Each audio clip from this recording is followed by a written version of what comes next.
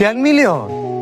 ওকে, তো কেমন আছো তোমরা? বাংলাদেশে জন্মগ্রহণ করে তোমরা তো ভালোই বিনোদন নিতে শুরু করে দিয়েছো। এমনিতেও তোমরা একটা খবর জানলে খুবই অবাক হবে যে ফেসবুক প্ল্যাটফর্মের মালিক বার্গার জুকারবার্গ হলেও আমাদের বাংলাদেশের এক তরুণ থরথপ লেউটার ভাই, থরথপ বিল্লাল, ও নিজের অবৈধ আব্বা মনে করে, আর তার জন্যই মিলিয়ন মিলিয়ন বলে চিল্লায়।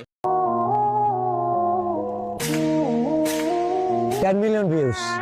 Yes, 10 million. এই জায়গায় নতুন বছর উপলক্ষে যে সবাইকে নিষেধ করবে যে বাজি ফুটাও না, আগুন ধরেও না, কোনোখানে অকাম করো না, সেই জায়গায় ও নিজেই মশাল জ্বালিয়ে 10 মিলিয়ন বলে চিল্লাইতেছে।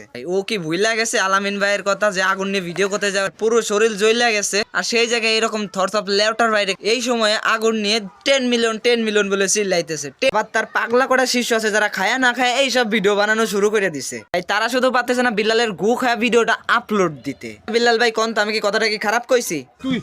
তুই ভালো কথা কইছস তো।